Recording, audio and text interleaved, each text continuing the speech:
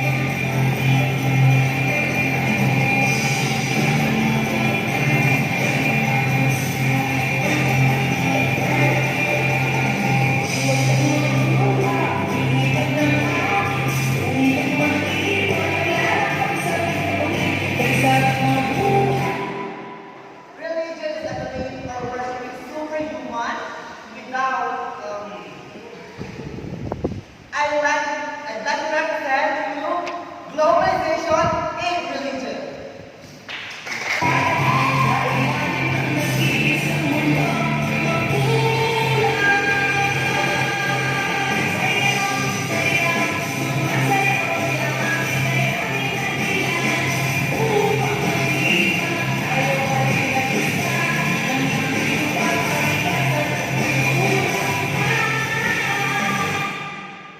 Ladies and gentlemen, I would like to present to you the global singing.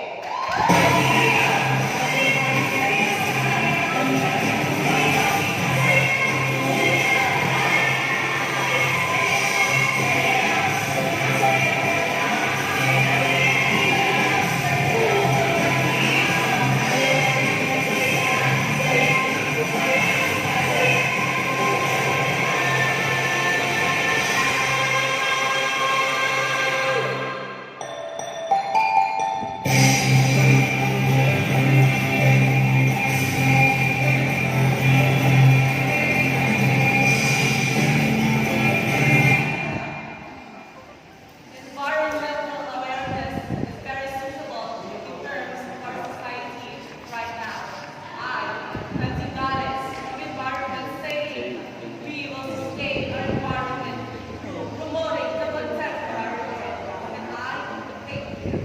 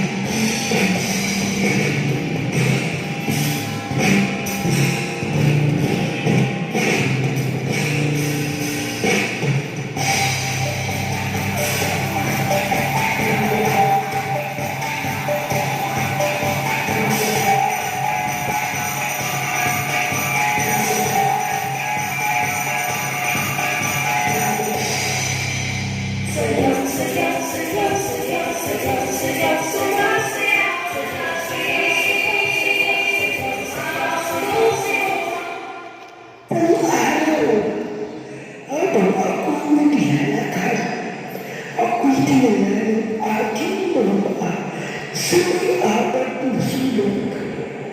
Madaling, tahimik na nanghap ang simon ng kaalaman at karangalan.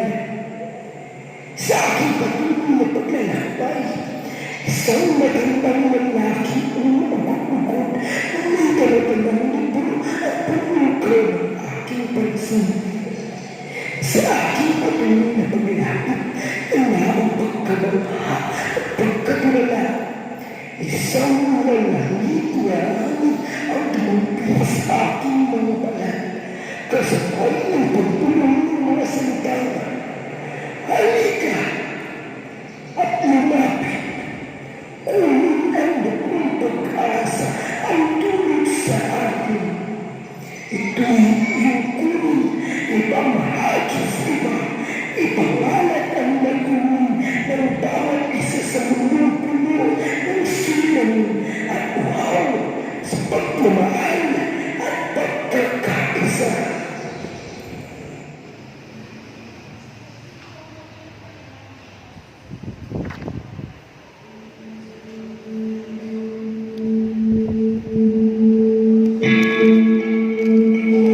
Malawak na kalupaan at kalangitan.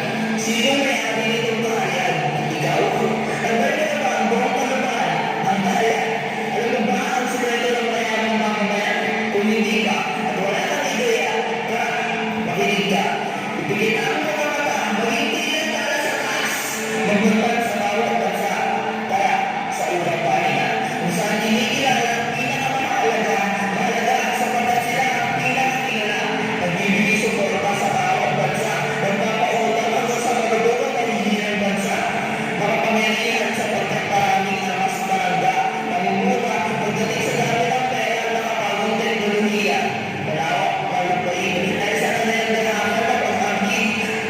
sensitibong panlilikhang mamamayan, pinapatunayan na kanilang bansang di basta-basta.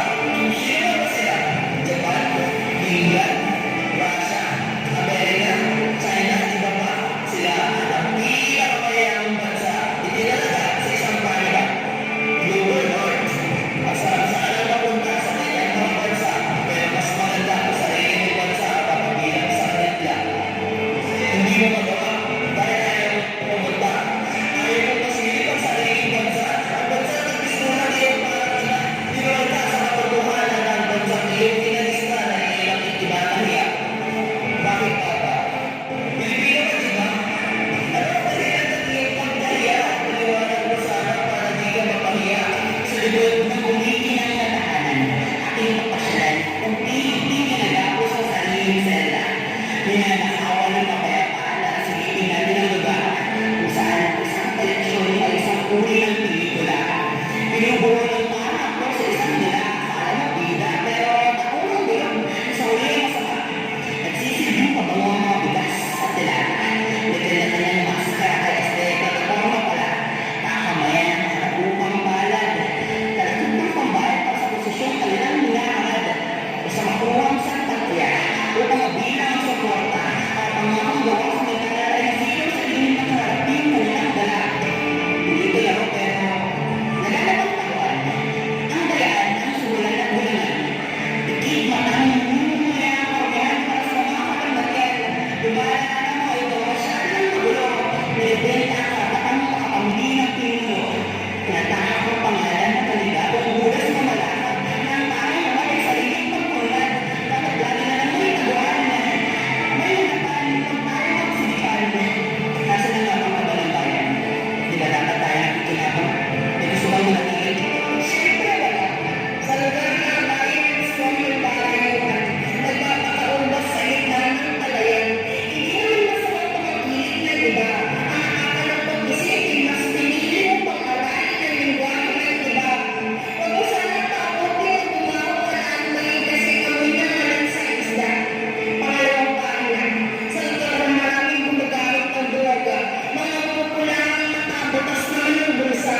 Pero wala namang nais kumanta dahil sa palikulang ay umulanan na ng pagbabanta. Kaya maraming hindi nakakapagsalita dahil natatakot mahalikan ng parang mga matangalilan na nakikita ang malaki nilang sistema. May gusto ko bang tumira sa bansang maraming utak talangka. Ang mga taong hinahayaan kong mga ba. Tulad ng tao na hosle ay dapat bang pukpukin.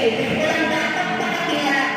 Pero lagi mong papandaan na humihila sa iyong pababa ay sinangawit na nasa baba. May gusto ko bang makinig? Sige, hawak ka. Ito pa ang muling pasyalan. Na nagbabalot ng diskriminasyon, hindi mo alam kung saan ka po posisyon. Tulungan kriminal na hindi na mo tulong dahil magaling ang takas. Ang paniniwala ng buhay ay parang bulong. Minsan nasa ibaba, minsan nasa itaas. Pero kailangan namin pagsigawan na ang gulong ay bukas. Sa ibaba, lagi ang naghihirap at mayayaman ay nasa itaas. Mayayabang yung mayaman at mahihirap na lalong naghihirap. Palubog sa butikan, dyan lang kayo, nasa itaas kami. Maunang laro! Tinubos tayo sa kasalanan ng buong may kapal hindi para makapagpapalama. Pera ang pinakamalakas na sandata. Ang nakakakita ay hindi makakakita. Ang magandang ay hindi makakapagsalita. Nagbibigay-bilihan. Nasa totoo ang hustisya. Ang lahat ang batas, kinakalawa ang sistema. Tama na.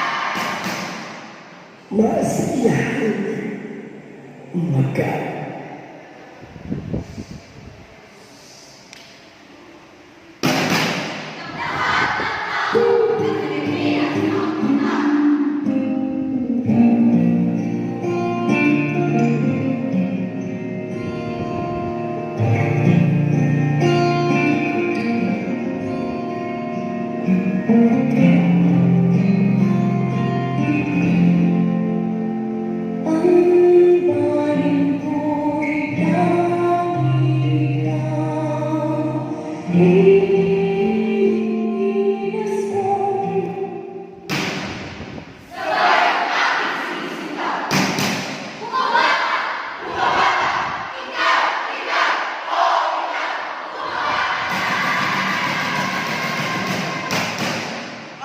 mo ba?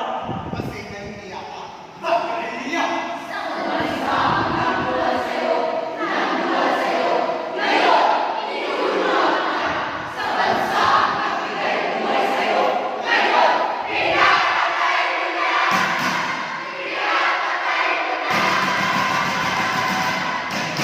Pilipino ka ba? Dapat sa kaya Pilipino.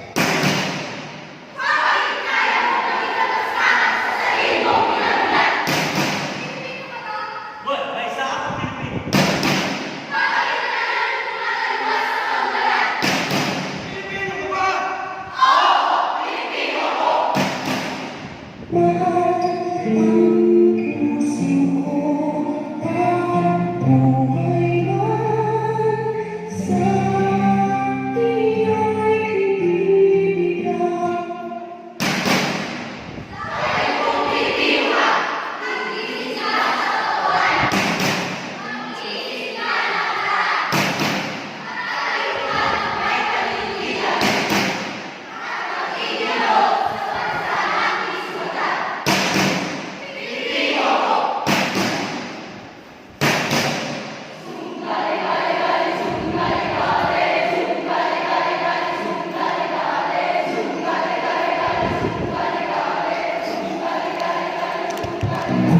Lahat nitong mga pagsubok ay ating kayang lagpasan.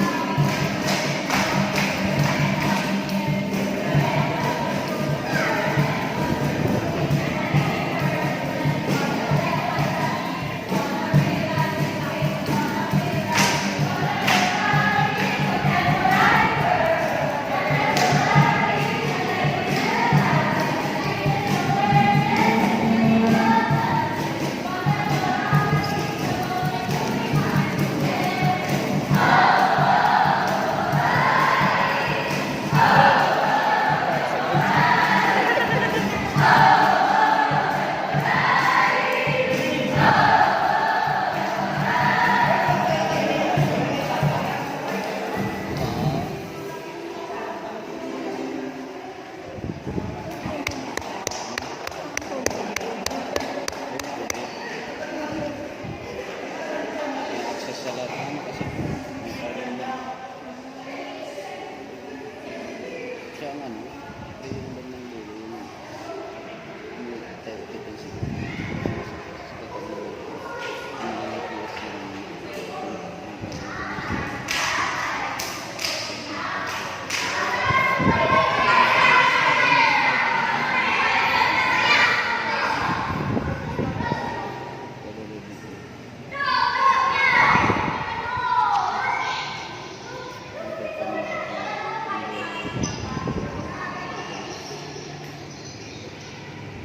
Nag-iutos, nagpapag-isang, di maintindihan, ako'y nagising sa pagkakaroon, nakahanda ng malalim.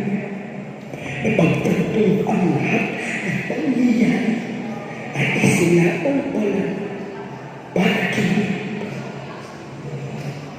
Ang bawat sibilisasyon ay may sariling limitasyon at akla, mga prinsipyo, mga reaksyon, mga damdamin at mga ideya. At ang karanasan ng bawat sandali ay may iba. Ang karanasan sa ngayon, hindi sa kinabukasan, ay may mga hiwatig at mga implikasyon na siyang kinabukasan ng hangganan. Ang bawat karanasan ng tao ay maidaragdag sa karanasan ng iba na higit na malawak kaysa sa kanyang sariling obserbasyon. Ngunit basta man kalawak iyon sa karaniwang ay mayroon din hangganan. At sa hangganan iyon, laging lumita may nalilitaw na bagong karanasan. Karanasang magsisilbing inspirasyon ng bawat Pilipino upang bumago sa gitna ng makabagong sistema. Mas